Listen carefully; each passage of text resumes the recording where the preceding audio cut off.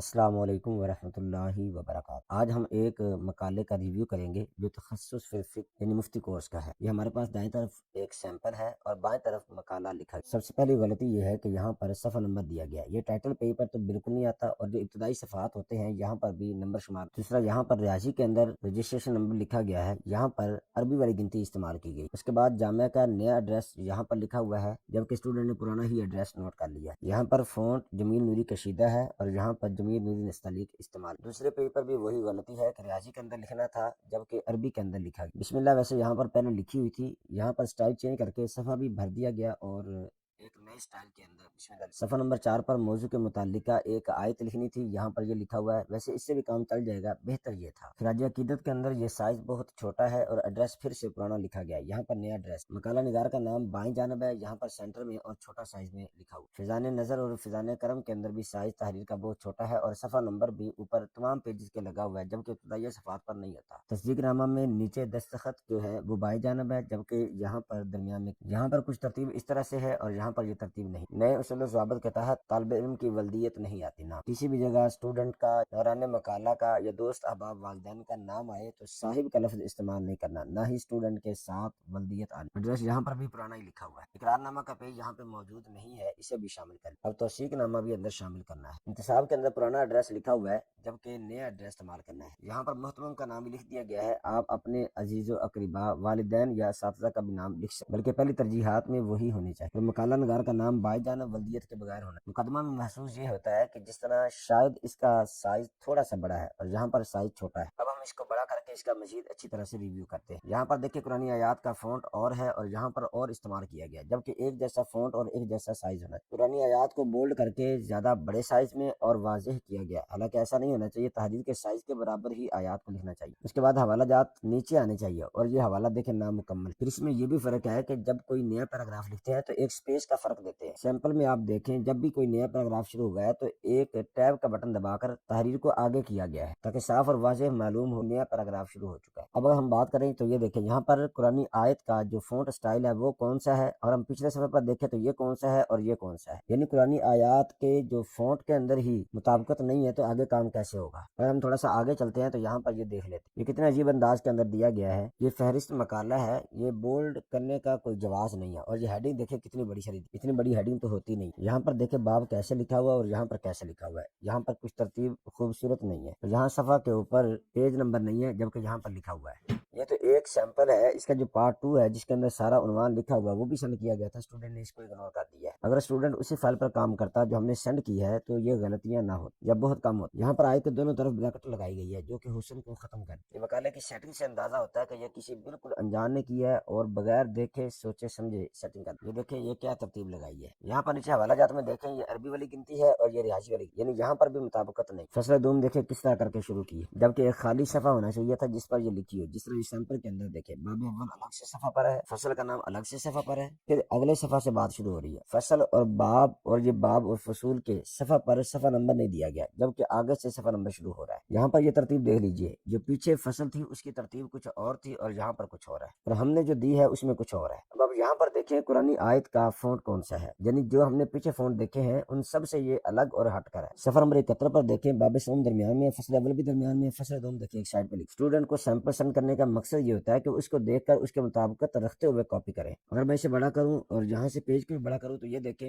یہاں پر قرآنی آیات جہاں پر مکمل ہوتی ہے یا جہاں پر وقف کی علامات لگی ہوئی ہیں وہ بالکل ویسے ہی کاپی کر لی گئی۔ یہاں پر دیکھیں تو یہ قرآنی آیت کا فونٹ بدلا ہی نہیں گیا، یہ کچھ مخصوص علامات دیکھی جا رہی ہیں، اگر اسے حرف بحرف پڑھا جائے تو پھر تو بہت زیادہ تاخیر ہو جائے گی۔ یہاں پر دیکھیں تو فونٹ بدلا نہیں گیا، یہ عربی ہے لیکن اسے عربی کا سٹائل نہیں دیا گیا۔ نیچے کی جانب آ جائیں تو یہ قرآنی آیت ہے، اسے بھی وہی سٹائل نہیں دیا گیا۔ شروع سے دیکھیں کیسی ہے، صفحہ کو بڑا کر کے آپ کو دکھا دیتا ہوں، یہ کیا چیز لگی ہوئی ہے جس کا کوئی کام ہی نہیں ہے۔ یہاں پر لگی ہے تو عبارت کے آخر میں نہیں لگی، تقریباً اکثر جگہ پر یہ حوالہ کا جو نمبر ہے یہ سٹائل چینج کر کے دیا گیا ہے۔ اگر ہم یہاں پر دیکھیں تو عربی کا سٹائل مزید تبدیل کر دیا گیا ہے، اور یہ ہیڈنگ ہے جو صفحہ کے بالکل آخر میں دی گئی ہے، جبکہ آخر میں نہیں ہوتی، یہاں پر انٹر کا بٹن دبا کر اسے آگے لے جانا تھا۔ یہ حوالہ نمبر دیکھیں سب سے آخر میں صرف حوالہ نمبر ہی ہے، جبکہ یہاں پر ایک سپیس کو اگر بیک کرتے تو ایک لفظ آگے آ جانا تھا اور خوبصورتی بھی برقرار ہو جانی تھی۔ اگر میں اس صفحے کو بڑا کروں تو یہاں پر دیکھیں یہ بھی ایک آیت ہے قرآن پاک کی اور یہ بھی قرآن پاک کی آیت ہے، اس کا سٹائل اور اس کا سٹائل دیکھیں۔ یہ جو درمیان میں باب اور فصل اول ہے، فصل دوم سائڈ پہ ہے، یہ تقریباً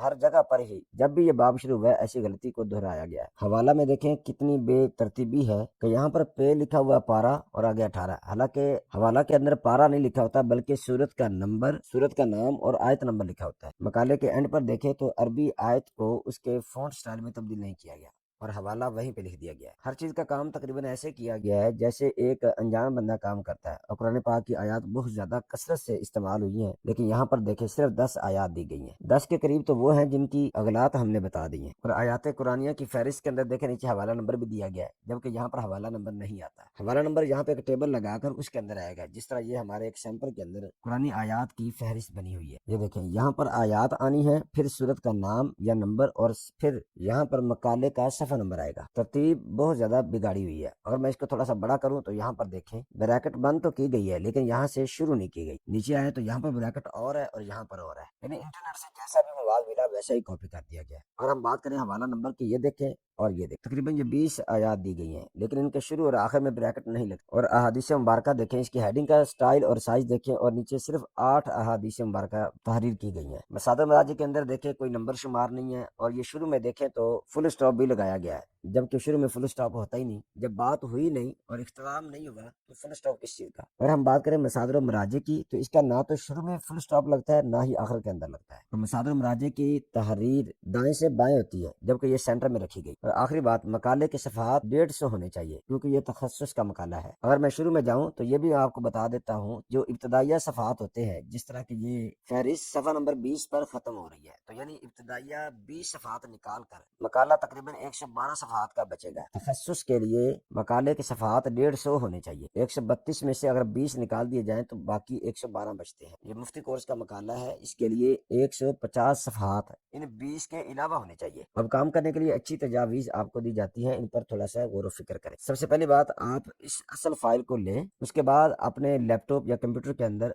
फोर्स को इंस्टॉल करें। तीसरे नंबर पर doctor Ahmad Qadri YouTube channel का नाम है, उसका विजिट करें। वहां पर एक वीडियो दी गई है जो आज 23 दिसंबर 2025 को अपलोड हुई है, उसको देखें। उसके मुताबिक अपने पूरे मकाला की सेटिंग करें। आपको कुछ घंटे लगेंगे, 5 से 10 घंटे, चाहे आप 1-2 दिन में दे दें या 10 दिन लगा लें। वीडियो को देखने के बाद मकाले की सेटिंग करेंगे तो मकाले की सेटिंग बेहतरीन हो। आपके जहन में ये सवाल आ सकता है कि आपको वीडियो का लिंक दिया जाए, वो भी आपको मिल जाएगा, और स्क्रीन पर आपको यूट्यूब विजिट करने का तरीका बताया जा रहा है। इसको फॉलो करें, यूट्यूब चैनल पर जाएं, वीडियो देखें और फिर उसको फॉलो करके अपने मकाले की बेहतरीन सेटिंग। मुझे उम्मीद है आपका यही मवाद 10-12 पेजेस के साथ बढ़ जाएगा। मेरे दोस्तों, बताएं आपको ये वीडियो कैसी लगी, आपको रिव्यू कैसा लगा। हमने ये सिर्फ सेटिंग के हवाले से बताया है, अभी तक हमने मवाद इसका पढ़ा ही नहीं है। अगर हम मवाद पढ़ते तो हो सकता है, बल्कि यकीनन और भी बहुत ज्यादा गलतियां हुई। अगर आप भी अपनी सेटिंग करना चाहते हैं तो हमारे चैनल को विजिट करें। प्ले लिस्ट में आज 23 दिसंबर 2025 की वीडियो देखें और उसके मुताबिक अपने मकाले की बेहतरीन सेटिंग करें। मेरे दोस्तों, अगर आपको ये वीडियो अच्छी लगी है तो इसे लाइक और कमेंट कीजिए, अपने दोस्तों के साथ शेयर करें, ताकि वो भी अपने काम के अंदर मजीद दुरुस्ती और निखार पैदा कर सकें। मिलते हैं नई वीडियो, नए लेक्चर, नई मालूमात में। तब तक के लिए अल्लाह हाफिज।